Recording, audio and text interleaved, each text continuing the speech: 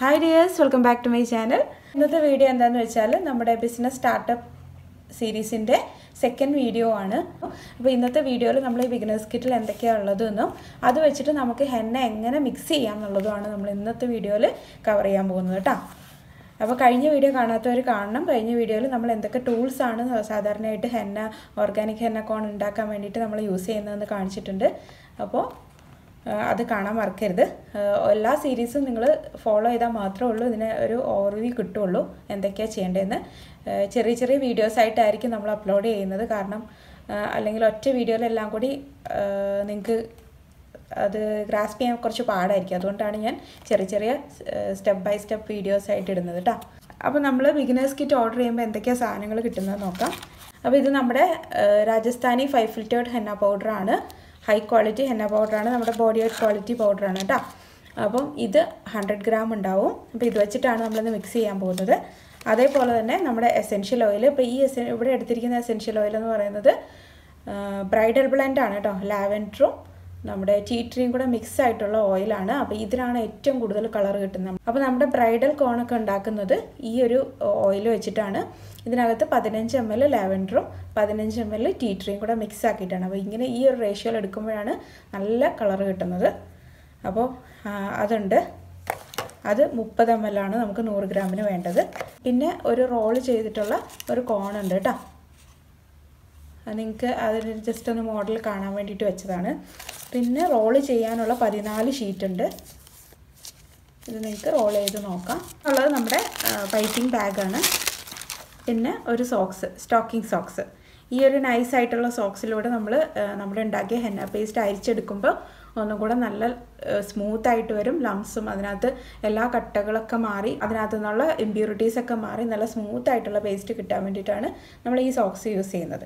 അപ്പോൾ ഇത്രയും സാധനങ്ങളാണ് നമ്മുടെ ബിഗിനേഴ്സ് കിറ്റിലുള്ളത്. ഇതിനകത്ത് ഏകദേശം 13 മുതൽ 15 കോൺ വരെ ഉണ്ടാക്കാൻ പറ്റുന്ന മെറ്റീരിയൽസാണ് ഇതിനകത്ത് നമ്മൾ ഉൾപ്പെടുത്തിയിട്ടുള്ളത്. അപ്പോൾ ആർക്കെങ്കിലും ഇത് ഒന്ന് ഹെന്ന കോൺ ഒന്ന് ഉണ്ടാക്കി നോക്കണം ഒന്ന് ട്രൈ ചെയ്യണം എന്നുള്ളവർക്ക് പെർഫെക്റ്റ് ആയിരിക്കും ഈ കിറ്റ് എന്ന് പറയുന്നത്. അപ്പോൾ ഇത് ഓർഡർ ചെയ്യണമെന്നുണ്ടെങ്കിൽ നിങ്ങൾ എന്നെ വാട്സപ്പിൽ കോൺടാക്ട് ചെയ്താൽ മതി. നമ്മൾ ഒരു 3 ദിവസത്തിനുള്ളിൽ ഓർഡർ ചെയ്ത് കഴിഞ്ഞാൽ ഒരു 3 ദിവസത്തിനുള്ളിൽ നിങ്ങൾക്ക് കൊറിയറായിട്ട് എത്തും. ഓക്കെ, അപ്പോൾ ഇനി നമുക്കിത് മിക്സ് ചെയ്യുന്നത് എങ്ങനെയാണെന്ന് നോക്കാം കേട്ടോ. അപ്പോൾ മിക്സ് ചെയ്യാൻ വേണ്ടിയിട്ട് ആദ്യം നമുക്ക് ഇതേപോലെ ഒരു ഗ്ലാസിൻ്റെ ബൗൾ എടുക്കാം. പിന്നെ നമ്മുടെ പൗഡർ നമുക്ക് പൊട്ടിച്ചിടാം അതിനകത്തോട്ട് കേട്ടോ. ഇവിടെ ഒരു ഓപ്പണിംഗ് ഉണ്ട്. ഇവിടെ ഓൾറെഡി സീൽ ചെയ്ത് വെച്ചിരിക്കുന്നതാണ്. അതുകൊണ്ട് ഈ ഒരു ഓപ്പണിംഗ് കൂടി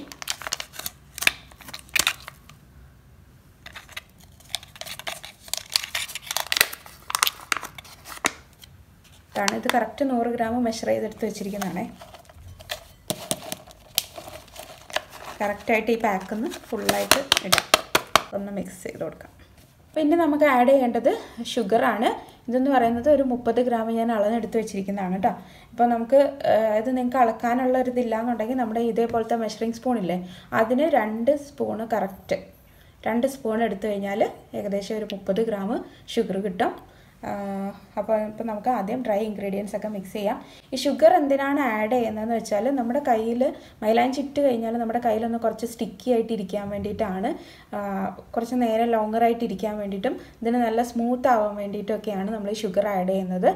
ഇപ്പോൾ ഷുഗർ ആഡ് ചെയ്തിട്ടില്ല, ഷുഗറിൻ്റെ അളവ് കുറഞ്ഞു പോയിട്ടുണ്ടെങ്കിൽ നമുക്കറിയാം ഈ മൈലാഞ്ചി ഇങ്ങനെ പൊടിഞ്ഞു പോകുന്ന പോലെ തോന്നും. ഇട്ട് കഴിയുമ്പോൾ പെട്ടെന്ന് ഇങ്ങനെ ഡ്രൈ ആയിട്ട് പൊടിഞ്ഞു പോകുന്ന പോലെ തോന്നും. പിന്നെ ഷുഗറിൻ്റെ അളവ് കൂടിയാലും പ്രശ്നമാണ്. കൂടിക്കഴിഞ്ഞാൽ ഭയങ്കര സ്റ്റിക്കി ആയിരിക്കും. അപ്പോൾ അത് കറക്റ്റ് ഒരു 30 ഗ്രാം 35 ഗ്രാമിൽ എന്തായാലും കൂടാൻ പാടില്ല. 30 ഗ്രാമാണ് ഞാൻ പ്രിഫർ ചെയ്യുന്നത്. കാരണം ടെമ്പറേച്ചറിനെ ഡിപ്പെൻഡ് ചെയ്തിരിക്കും. കുറച്ച് കൂടുതൽ ചൂടുള്ള സ്ഥലം ഒക്കെ ആണെങ്കിൽ ഇപ്പോൾ നാട്ടിലൊക്കെ ഭയങ്കര ചൂടല്ലേ. അപ്പോൾ ആ സമയത്തൊക്കെ ഷുഗർ ഭയങ്കരമായിട്ട് മെൽറ്റ് ചെയ്യാനും അതേപോലെ തന്നെ നമ്മൾ ഹെന്നയിൽ ഈ ഷുഗർ ചേർക്കുമ്പോൾ ഓവറായിട്ട് ഷുഗർ ചേർത്ത് കഴിഞ്ഞാൽ ഹെന്ന പേസ്റ്റ് ഇങ്ങനെ ഒലിച്ചു പോകാനുള്ള ചാൻസ് ഉണ്ട് ചൂട് സമയത്തൊക്കെ. അപ്പോൾ അതുകൊണ്ട് ഷുഗർ കറക്റ്റ് അളവിൽ ഒരു 30 ഗ്രാം ചേർത്താൽ മതി കേട്ടോ. അപ്പോൾ നമുക്ക് ആദ്യം ഇത് ചെയ്യാം.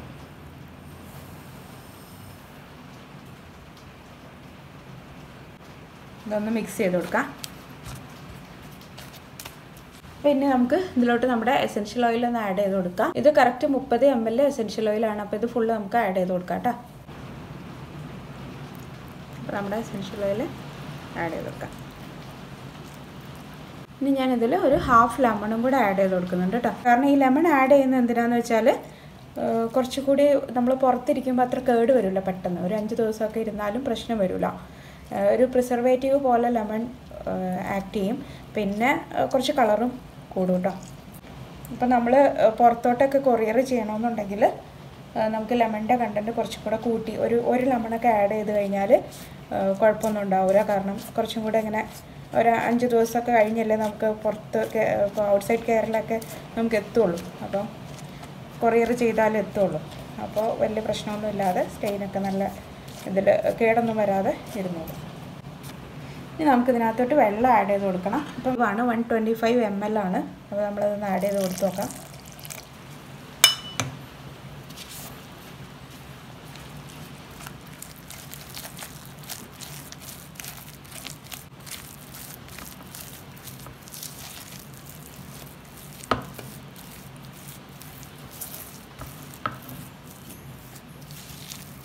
ഇത് ഡ്രൈ ആണ്. അപ്പോൾ എല്ലായിടത്തും വെള്ളം എത്തിയിട്ടുണ്ട്.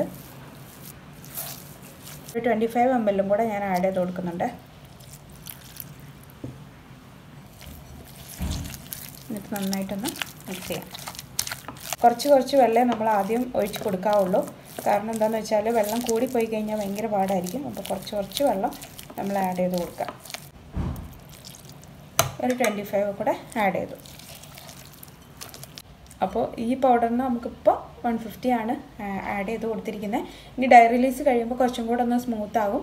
അപ്പോൾ നമുക്ക് വെള്ളം ആവശ്യമുണ്ടെന്നുണ്ടെങ്കിൽ ചേർത്ത് കൊടുക്കാം കേട്ടോ. ഇനി കറക്റ്റ് അളവ് വെള്ളം നമുക്ക് പറയാൻ പറ്റില്ല. നമുക്ക് ഏകദേശം ലാസ്റ്റത്തെ കൺസിസ്റ്റൻസി നോക്കാം. എന്നിട്ട് നിങ്ങൾ ആ കൺസിസ്റ്റൻസി എത്തിച്ചാൽ മതി. ഏകദേശം 150 to 200 ml അത്രയൊക്കെയാണ് നമ്മൾ ഈ വെള്ളം ചേർക്കുന്നതിനകത്ത് കേട്ടോ. ഇനി നമുക്ക് ഡൈ റിലീസ് എന്ന് പറഞ്ഞ പ്രോസസ്സിന് വയ്ക്കണം. ഡൈ റിലീസ് എന്താണെന്ന് വെച്ചാൽ ഇപ്പോൾ നമ്മൾ മിക്സ് ചെയ്ത് എസെൻഷ്യൽ ഓയിലൊക്കെ വെച്ച് മിക്സ് ചെയ്ത് വെച്ച ഹെന്നയല്ലേ. അപ്പോൾ നമുക്കറിയാം ഹെന്ന എന്ന് പറയുന്നത് നാച്ചുറലായിട്ട് ഡൈ അടങ്ങിയിട്ടുള്ളൊരു സംഭവമാണ്. അപ്പോൾ ഈ നാച്ചുറൽ ഡൈ ഇതിനകത്തുനിന്ന് റിലീസ് ചെയ്യാൻ വേണ്ടിയിട്ട് നമ്മൾ വെക്കുന്നതാണ് ഡൈ റിലീസിന് വെക്കുന്ന പ്രോസസ്സ് എന്ന് പറയുന്നത്. അപ്പോൾ ഇതിനകത്ത് അടങ്ങിയിരിക്കുന്ന നാച്ചുറൽ ഡൈയുടെ പേരാണ് ലോസോൺ എന്ന് പറയുന്നത്.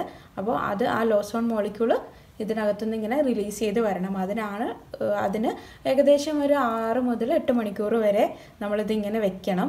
ഇപ്പോൾ നാട്ടിലൊക്കെ ചൂടിൻ്റെ സമയമാണ്. അതുകൊണ്ട് 8 മണിക്കൂറിൽ കൂടുതൽ ഒരിക്കലും വെക്കണ്ട. 6 മണിക്കൂർ അല്ലെങ്കിൽ 8 മണിക്കൂർ, അതിൽ കൂടുതൽ അധികം വെക്കണ്ട. കാരണം ശരിക്കും നമ്മുടെ ഈ ഹെന്ന തണുത്ത ക്ലൈമറ്റൊക്കെ ആവുമ്പോൾ കുറച്ച് കൂടുതൽ നേരം വെക്കേണ്ടി വരും. 24 hours ഒക്കെ വെച്ചാലും ഒരു പ്രശ്നം വരില്ല. അപ്പോഴേ ഉള്ളൂ ഡൈ റിലീസ് ആവുള്ളൂ. പക്ഷേ നാട്ടിൽ നല്ല ചൂടുള്ള സമയത്താണെങ്കിൽ എന്തായാലും ഒരു 8 മണിക്കൂർ വെച്ചാൽ മതി കേട്ടോ. എനിക്കിപ്പോൾ ഇവിടെ അത്യാവശ്യം നല്ല തണുപ്പുണ്ട് ഇപ്പോൾ. അതുകൊണ്ട് എനിക്ക് കുറച്ച് നേരം, ഞാൻ നാളെ എടുക്കുകയുള്ളൂ. ഇന്നിപ്പോൾ വൈകിട്ടാണ് ഞാൻ മിക്സ് ചെയ്ത് വെക്കുന്നത്. നാളെ ഉള്ളൂ ഞാനിത് എടുക്കുകയുള്ളൂ. അപ്പോൾ നിങ്ങൾ വെക്കുമ്പോൾ എന്തായാലും 8 മണിക്കൂറിൽ കൂടുതലാവരുത് കേട്ടോ.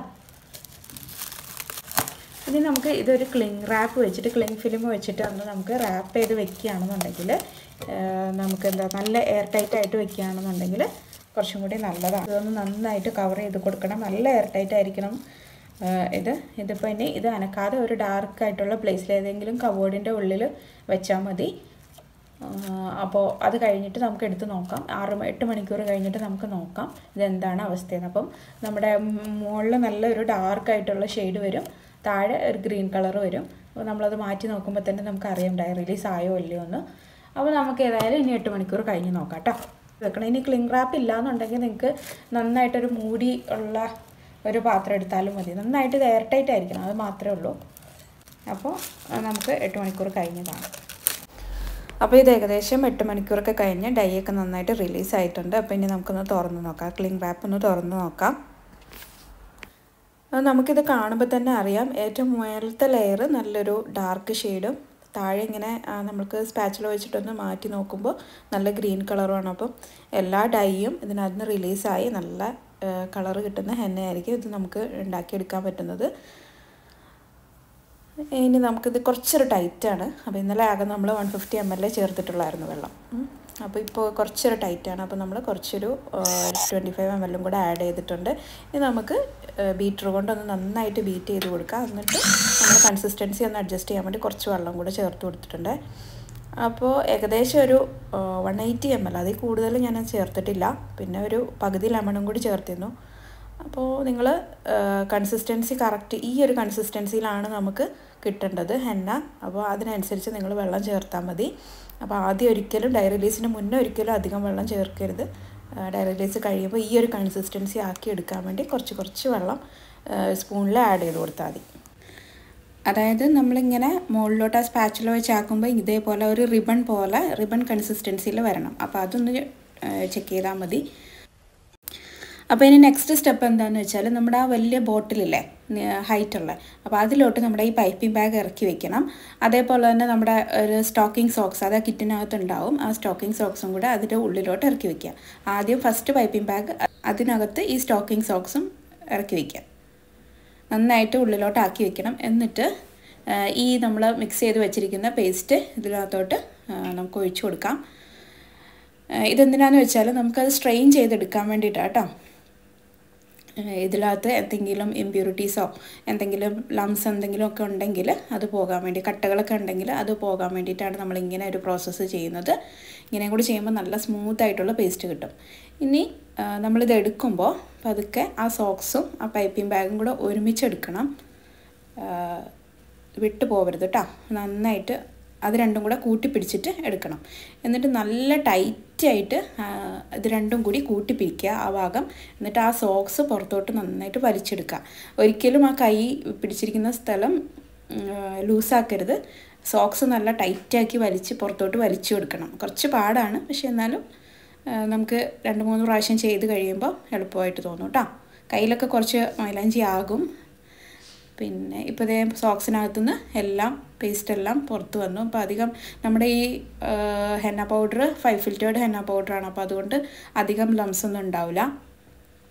ഇനി നമുക്ക് ഇവിടെ ഒന്ന് ഒരു റബ്ബർ ബാൻഡ് ഇട്ട് കെട്ടി കൊടുക്കുകയോ അല്ലെങ്കിൽ ജസ്റ്റ് ഇങ്ങനത്തെ ഇതേപോലത്തെ ഒരു ക്ലിപ്പ് വെച്ചിട്ട് ഒന്ന് അടച്ചു കൊടുക്കുകയോ ചെയ്യാം. എന്നിട്ട് ഇത് വേണമെന്നുണ്ടെങ്കിൽ ഫ്രീസറിൽ വയ്ക്കുക കേട്ടോ. ഇതേപോലെ നല്ല എയർ ടൈറ്റായിട്ട് 2-3 കവറിൽ വെച്ചിട്ട് ഫ്രീസറിൽ വയ്ക്കാം. ഞാൻ സാധാരണ ഇങ്ങനെയാണ് ചെയ്യുന്നത്. ഇത് ഫ്രീസറിൽ വയ്ക്കും. എന്നിട്ട് കോണാക്കാൻ നേരം എടുത്ത് ഡീഫ്രോസ്റ്റ് ചെയ്തിട്ട് ഫ്രഷായിട്ട് കോൺ ഉണ്ടാക്കിയിട്ടാണ് ആൾക്കാർക്ക് കൊടുക്കുന്നത് കേട്ടോ. അപ്പോൾ ഇനി അടുത്ത വീഡിയോയിൽ നമുക്ക് എങ്ങനെയാണ് കോൺ ആക്കുന്നതെന്ന് നോക്കാം. സെലോഫേൻ ഷീറ്റ് റോൾ ചെയ്യുന്നതും കോൺ ആക്കുന്നതൊക്കെ എങ്ങനെയാണെന്ന് നോക്കാം. അപ്പോൾ എപ്പോഴും പറയുന്ന പോലെ ഈ വീഡിയോ ഹെൽപ്ഫുൾ ആയെന്ന് തോന്നുകയാണെന്നുണ്ടെങ്കിൽ നിങ്ങൾ ലൈക്ക് ചെയ്യാൻ മറക്കണ്ട. അതേപോലെ നിങ്ങൾക്ക് ഈ വീഡിയോയിൽ എന്തെങ്കിലും ഡൗട്ട് ഉണ്ടെങ്കിൽ ഇതിൽ തന്നെ കമൻറ്റ് ചെയ്യുക കേട്ടോ.